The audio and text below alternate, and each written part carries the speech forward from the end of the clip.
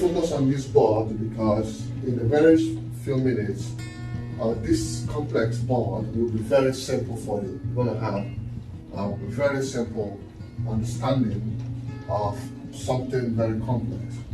So the subject of salvation is very complex to many people.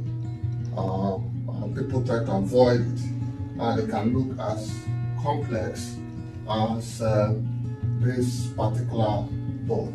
So, but stay with me because in a very few minutes I'm going to explain this complicated subject to you, and you see how you fit in and how you can become one of the best understood person when it comes to the area of salvation, and how you can take advantage of this to step into the life of salvation. So I'm talking about understanding salvation. You can call it salvation for dummies, or you can call it salvation 101. Just very, very simple basic things. Okay, so stay with me. So I have this little word here, three-letter word, which we call God. And there is only one God, and this one God created one man. So this God is a spirit, and so the man he created was ruled by the spirit. So the spirit God created the spirit man. And that's what we see here. So the spirit man became the image of God and lived in the spirit in communication with God. So everything was fine. Everything was fine. Until something happened. The devil, who is also a creation of God. God created the devil, but the devil rebelled against God and sinned, rebellion against God. And so God cast him out, but the devil came in contact with man. When the devil came in contact with man in Eden, this devil caused man to disobey God. And that disobedience to God introduced sin. That's why I have this word here, sin. So the devil introduced sin to man. So man moved from being a spirit-filled man to a sinful man. Stay with me. When man became a sinful man, something happened to him. The life of this man moved away from being the life of God, but the life of a man that is ruled by flesh. Because sin produces life in the flesh. And when you read Romans 8:13, it says that the life in the flesh produces death. So the man plus sin will give you death. So when sin rules in the life of a man, the result is this word, death, which many people fear. When you mention death, people become afraid.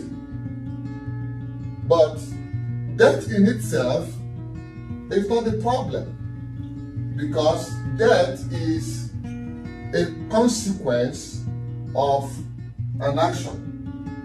And that action is this little word here, sin. Okay, now, this man plus sin becomes a sinful man, but there is also a problem because now we've created sin plus death. Sin plus death becomes a new dimension that man has to deal with, because sin plus death becomes a law. Romans 8 verse 2 says, the law of the Spirit of life in Christ overcomes the law of the spirit of death, which is in sin. So sin plus death is a law. It's a law. And that law means that wherever sin comes into man, it must produce death. That is a law. Whenever sin is found in man, that must produce death. So, the sin itself produces death in man, but death in itself is not a problem, because death is righteousness. Death is righteousness. Why? Because death is the righteousness of God as a punishment for sin. For example, someone breaks into your house and he steals your belongings, takes your car, and then eventually you found the person. You go to court and the case is tried before the judge, and the judge says, oh, because you have reported to me and I have looked at the case and I'm convinced that this person, the accused, is guilty of the offense. So the judge hands over a prison sentence as a punishment to the accused. Now, that judgment, that punishment is righteousness. So that judgment is righteousness. So death in itself is righteousness.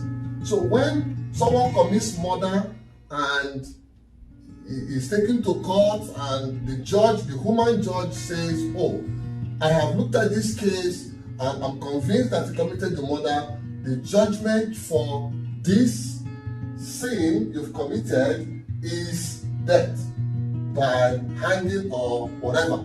So when you sit in the court and you're listening to that particular human judge is demonstrating righteousness. So death in itself is the righteousness of God. And the combination of the death and sin becomes a law. Death in itself is righteousness, but that is not all. When you now add man plus sin plus death, what you now produce is a dead, sinful man. A dead, sinful man. What does this mean? It means that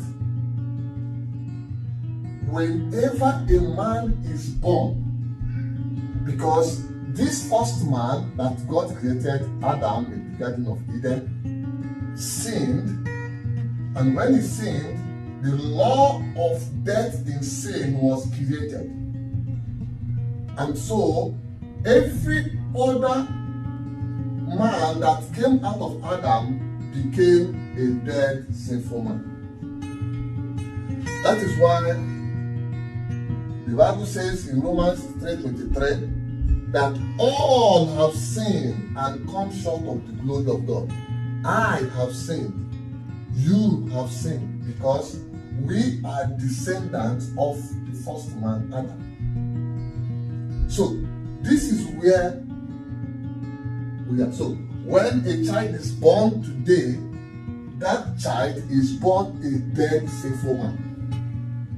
He is born a dead, sinful man. There is sin in him, because he is life in the flesh.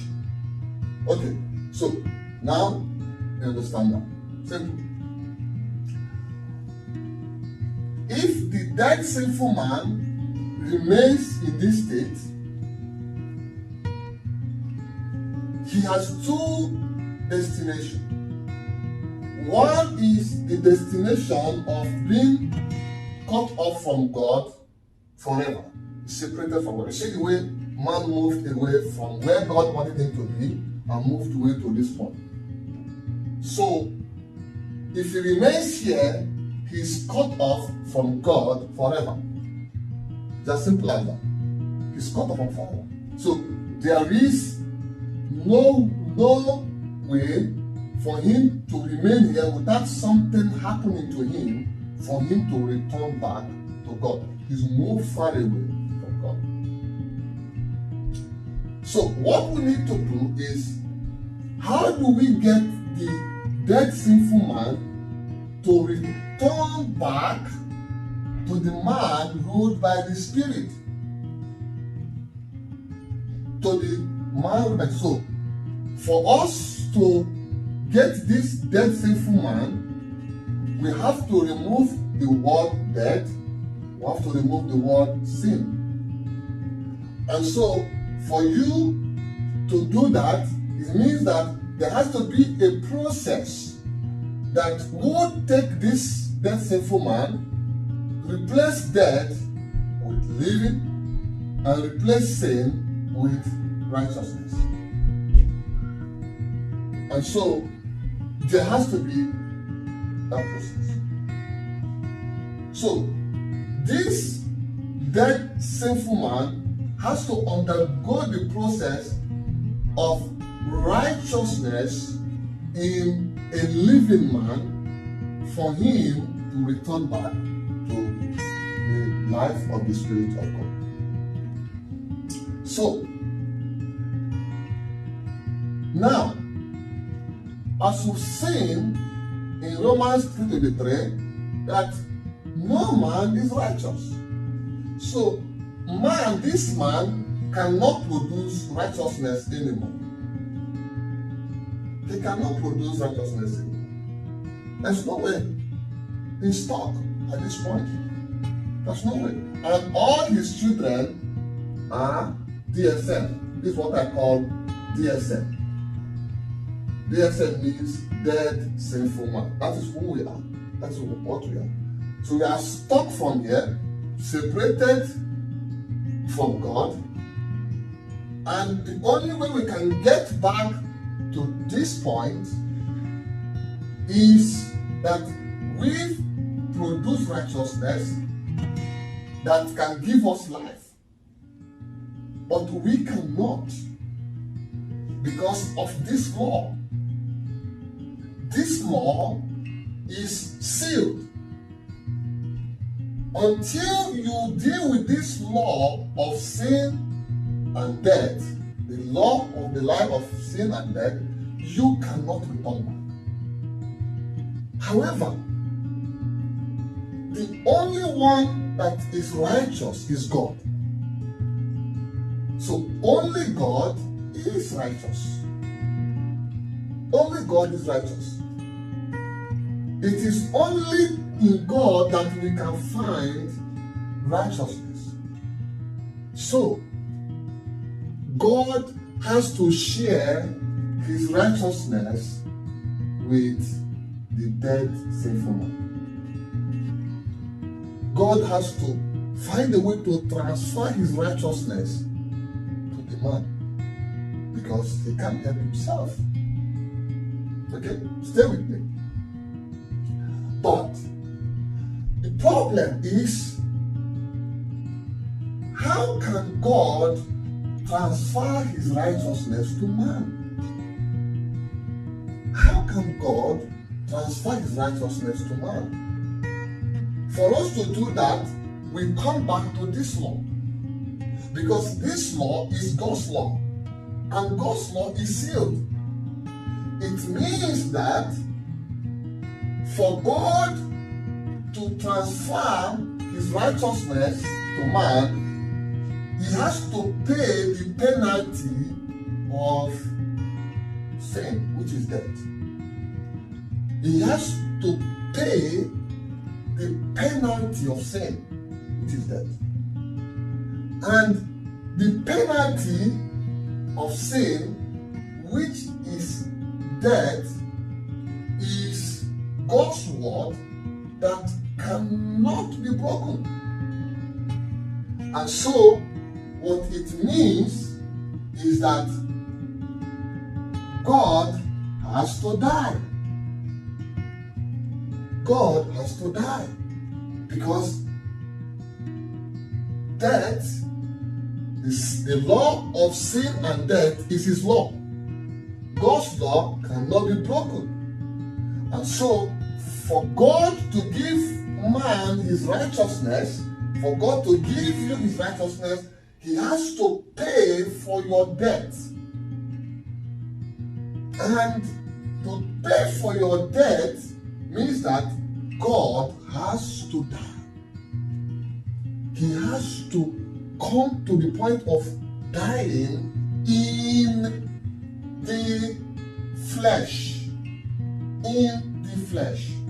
Because sin produces death in the flesh, not in the spirit, in the flesh. God is a spirit. If God remains in the spirit, he cannot produce he cannot pay the punishment of death in the spirit. Because sin can only produce death in the flesh. So, for God to pay for the sin of man, which is death, he has to leave the realm of the spirit and come into the realm of the flesh. Okay? He has to come to the realm of the flesh. We will come to that later. Now, let's come to this box. God has to die in the form of man, in the flesh, for him to pay the punishment of death. I want you to understand that this is where many people today get confused. They say, if Christ is God, why did he have to die? Why did God die? God had to die because there is no other way. There is no other solution to bring the dead sinful man, all these dead sinful men, back to life. There was no other way. Because man cannot produce righteousness. God cannot pay for the death, the penalty of man's sin in the spirit. He has to become man and to die in the flesh for him to pay, because this debt must be paid in the currency of the flesh. The currency for paying this is flesh. You have to become flesh for you to pay this particular penalty.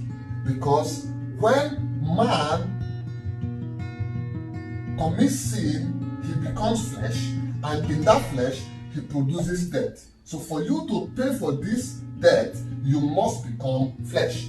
And for you to pay for this debt, you must have righteousness. And for you to have righteousness, you must be in the position of God. So God had to die, because there was no way out.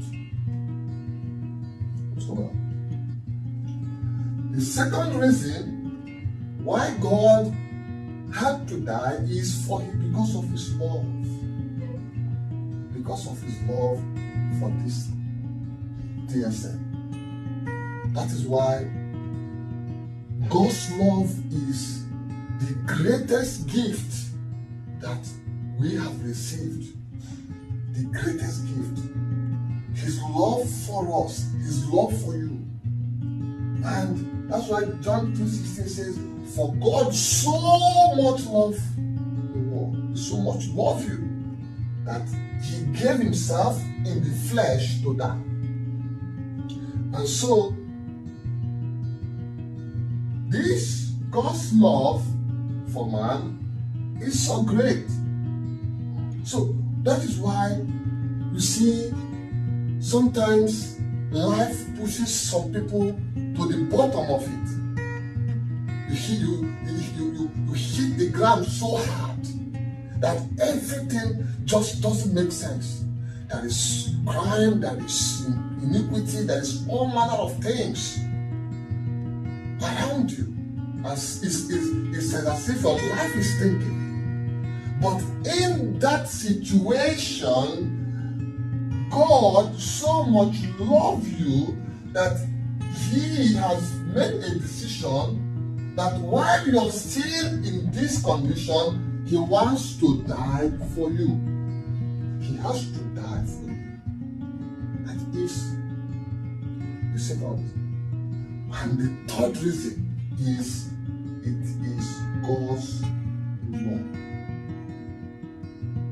It's the third reason. It is God's law. God's law is this law, and He has to fulfill it. God's word and His law is one. It cannot be broken. Okay? It cannot be broken. Okay. Now, you see how this happens. There is no other way.